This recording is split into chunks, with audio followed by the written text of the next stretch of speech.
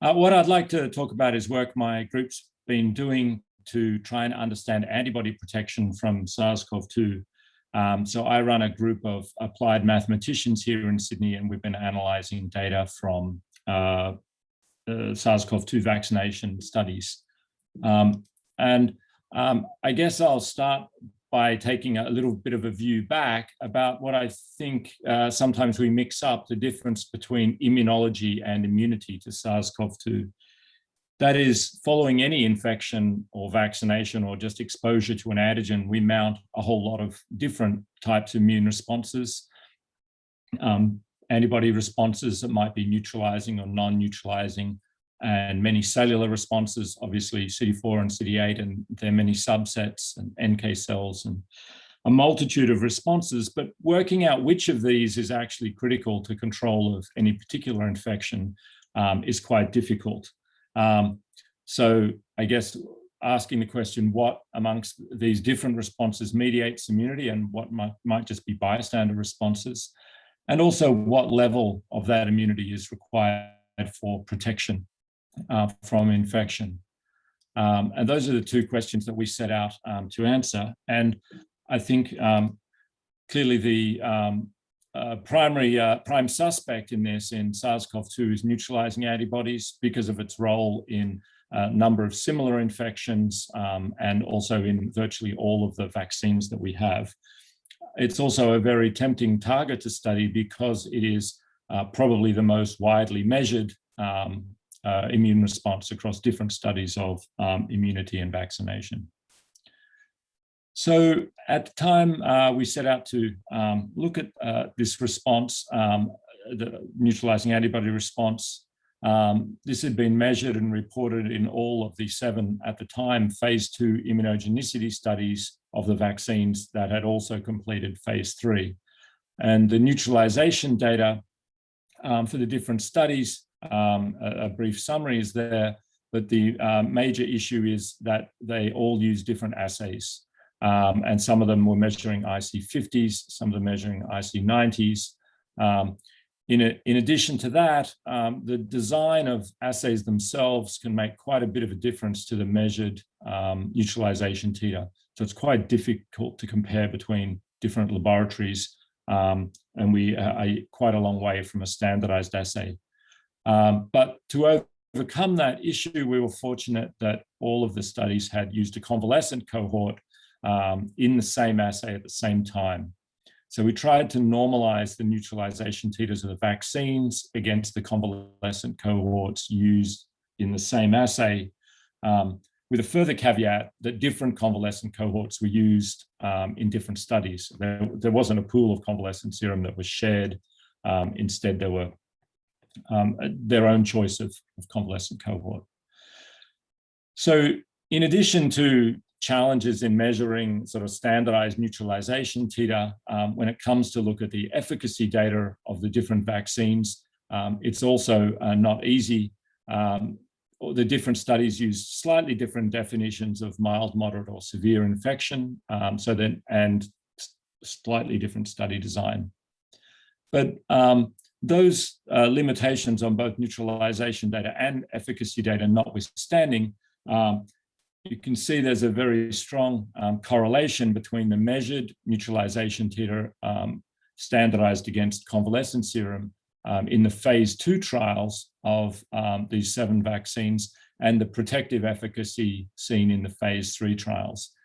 In addition, in blue is the convalescent protection that's observed in cohort studies against obviously the neutralization titer of 1 is standardized for that. So that answers the first question regarding a correlate of immunity. Of course, the fact that neutralizing antibody correlates with protection doesn't prove it's mechanistic, but given the history we have in other infections, it's highly suggestive. So the next question we wanted to answer is what level of neutralizing antibody is required for protection? To think about that, it's useful to think of what we know about other infections, and influenza is the prime example here. It's very fortunate in influenza to have a highly standardized assay to measure a proxy of neutralization, that is the hemagglutination inhibition titer. That's accepted as a correlate of immunity, and over a large number of studies of both human challenge and cohort studies looking at over a season of influenza, there's an estimate of a protective titer of about 1 in 40 is generally accepted as providing 50% protection from influenza infection. So how was that arrived at? Well, those studies essentially took a whole group of people who'd either had natural exposure or were vaccinated against influenza and had some sort of distribution in their antibody levels, or in the HAI titer in this case. And then those individuals were either directly exposed to influenza through a human challenge model, or simply measured at the beginning of the flu season and then followed over the flu season to identify who became infected and therefore who was susceptible. And in influenza, when you do that, you find that there's a bias towards people with lower antibody levels being more susceptible to infection, more likely to experience it. And what was done was to essentially fit a logistic curve to this data to ask the question, what's the best fit of this curve, and what would be the level of antibody that would give 50% protection from infection? And so about 1 in 40, there's quite a range of different values, but the 1 in 40 is generally accepted. So there's challenges when we started out to look at with SARS-CoV-2 was at the time there was no longitudinal data on antibodies and risk. So all of those antibody measures were from the phase 2 trials. There wasn't data on the people who were actually tracked in the phase 3 trials. So we can't look at the titer in infected and uninfected individuals. Instead, we did have the distribution of antibody levels in the different phase 2 trials, and the proportion of people or the level of protection in the phase 3 trials. It's important to point out these are not the same individuals, obviously. It's a distribution that of antibody levels that we expect from vaccination and an observed protection. So if we assume again that it might be the people with lower antibodies that are more vulnerable, and we know the proportion that are protected and the proportion that are susceptible, then we could again try and fit a logistic curve to find the level of protection. But this curve has both a sort of 50% level and a slope to it, so you can't estimate both parameters from the one data set. But as I said, we don't just have one data set, we actually have the 7 data sets where we have the distribution in antibody levels and the level of protection from the 7 vaccines. And we also have the convalescent cohort. And so what we can do is across all of that data, try and find a threshold level of antibodies which provides 50% protection, which explains the protective efficacy seen across these different studies. So in this case, when we do that fitting, we find that an antibody level equivalent to 20% of the convalescent neutralization titer is the best estimate of the 50% protective level. And if you after we'd done the analysis, the international units became more commonly used, and that equates to about 54 international units.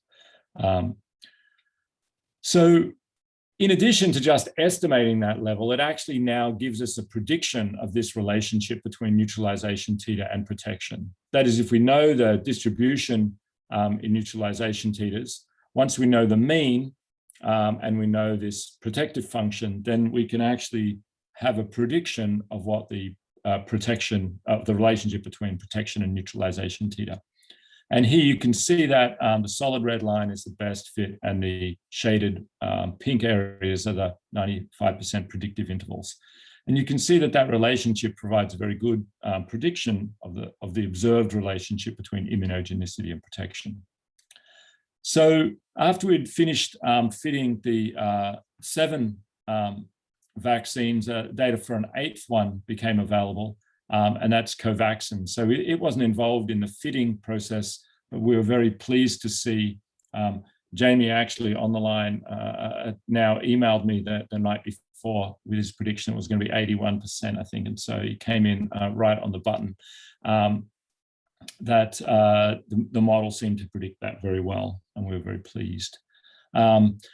So if we have this observed relationship between neutralization titer and protective efficacy in vaccination across different vaccines, is that also true over time? And is that also true in circumstances where the neutralization titer changes?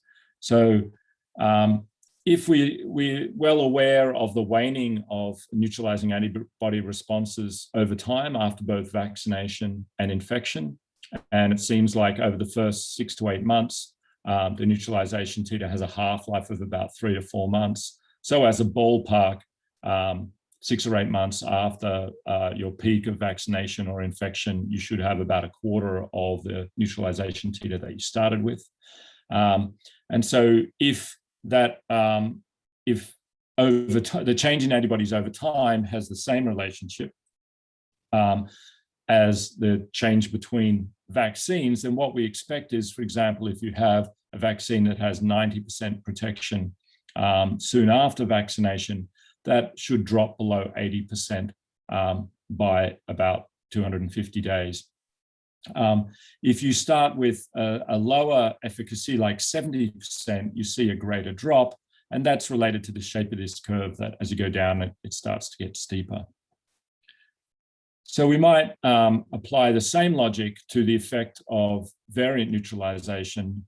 So I think there's a large number of papers now looking at the neutralization titer of the different variants compared to the ancestral or Wuhan-like virus. And many of them show a drop in neutralization titer of somewhere between 2-fold and 10-fold. And so we can predict how that change in neutralization titer might affect efficacy. So again, if you start with 95% efficacy against the wild-type virus, a 2-fold change in titer is expected to bring the efficacy down to about 90%, or a 10-fold down to about 60% against a variant. So everything that I've talked about up to now is about protection against any symptomatic SARS-CoV-2 infection. Again, as I mentioned, with slightly different definitions between the trials. But it's also important to try and work out whether the same level of protection is required for severe infection. There are some challenges doing the same analysis with severe infection, because there are less than 100 cases of severe infection across all of the phase 3 studies combined. And again, with slightly different definitions of severe infection. But there are often no cases in the vaccinated. So you might have 6 in the controls and 0 in the vaccinated. But although that gives us a high estimate of 100%, the confidence intervals are very wide with such small numbers. Notwithstanding, we can ask the question whether the threshold for protection is significantly different in against severe infection compared to any infection. And we find that there's good evidence for that, that there's a significantly lower level of antibodies is required. And our best estimate is that 3% of the convalescent titer is sufficient to provide 50% protection from severe infection, although there are quite wide confidence intervals on that, from 0.7% to 13% because of the limitation of the data. So testing the predictions again, we had that figure you see there is the first 8 vaccines and a 9th vaccine. The results were announced about a month ago, and that was the CureVac trial announced by press release. Now, that was an unmodified RNA vaccine. So it's, I guess, similar to the Pfizer and Moderna, but uses a slightly different, it has an unmodified RNA chemistry. It also used a significantly lower dose than the other 2 vaccines. It used 12 micrograms, and they used 30 and 100 microgram doses. And I guess what will be a challenge for all vaccine trials going forward, there were a number of different variants present during the phase 3 trial, whereas for the other vaccines, they were fortunate to have largely the ancestral virus present during the trials. And unfortunately, the results were fairly negative. There was only 47% efficacy observed, and a number of commentaries speculating as to what was the mechanism of that. So was it because the unmodified RNA might have been less immunogenic, for example, on a per microgram basis? Did you have less antibodies? Was it simply that there was a lower dose, or what was the role of variants during the phase 3 trial? So again, our relationship between neutralization and protection might tell us something. To address the first two issues about the chemistry of the vaccine, it's interesting to look at the results of the phase 2 trials across the Pfizer, Moderna, and CureVac. So this graph shows the results of those trials. So for the Moderna vaccine, it was tested at doses of 25 and 100 micrograms, and you can see that there was obviously significantly lower antibody titers at the lower dose, and the Pfizer was tested at 10, 20, and 30 microgram doses, and again, you can see a gradient of immunogenicity. The highest dose reported in the CureVac trial was 12 micrograms, although they do mention a 20 microgram dose being studied. It's not reported. But I would be hard pressed to say there's evidence for a lower immunogenicity on a per microgram basis. It seems more likely that most of the effect comes simply from a lower dose here. As I mentioned, the other major challenge was the variants that were infecting at the time of the trial, and they looked at those and sequenced them, and there was only one sequence of the ancestral virus, and the others were different variants. 57% were characterized variants of concern, and another 42% which were less characterized variants. And so at least with the variants of concern, we have estimates from the literature on what the drop in neutralization titer is against those. So for example, this is showing the efficacy against the ancestral virus that was reported. The neutralization titer against the ancestral virus that was reported, and the efficacy here is the horizontal dashed line.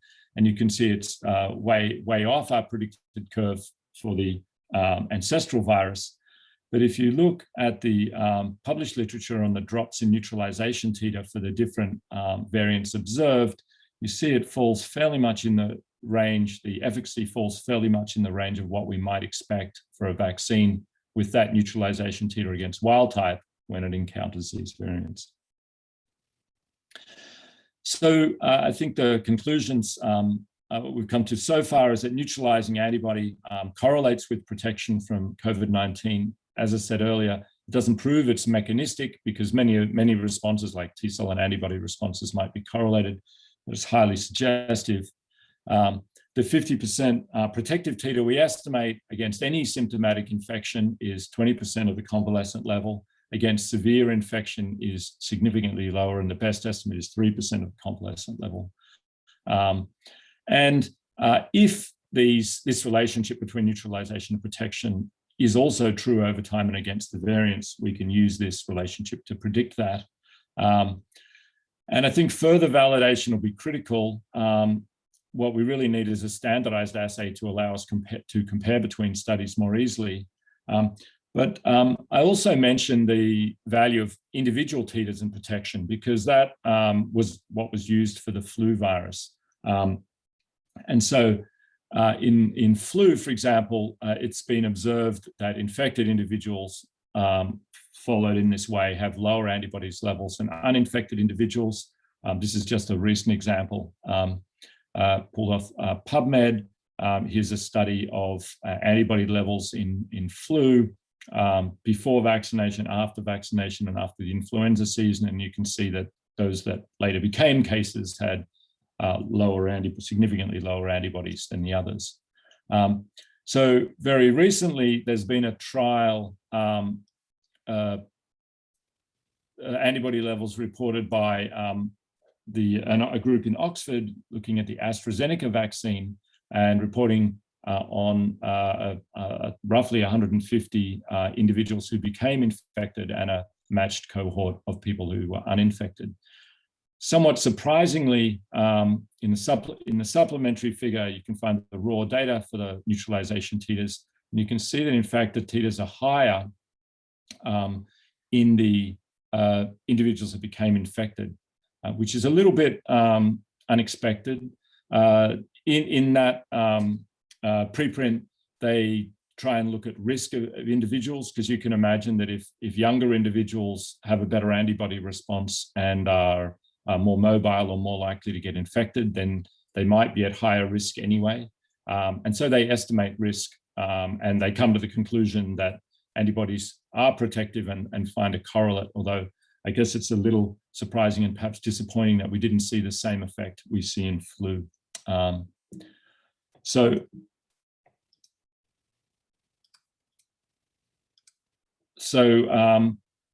just point out that there's some differences in the approach. So far, our approach has been to look at different vaccines and the mean neutralization titer and protection. And we find that correlates quite well and seems fairly predictive for different vaccines. It doesn't make predictions on an individual level, although that's implicit in the model. And it does seem it's more challenging than one might have expected to try and make those predictions on an individual level. So there's clearly a lot more to explore, and I'll emphasize again, a standardized neutralization assay would be a great asset here. So I'll just thank those who did the work from my lab, David Curry, Deborah Cromer, and Arnold and Tim. We're funded by NIH and MRC Australia, and ARC don't have any conflicts to declare. And also our collaborators from Sydney University, Jamie Trickus, who you'll hear from later, and the University of Melbourne and the WHO Flu Centre. So I'll leave it there and take any questions. Thank you.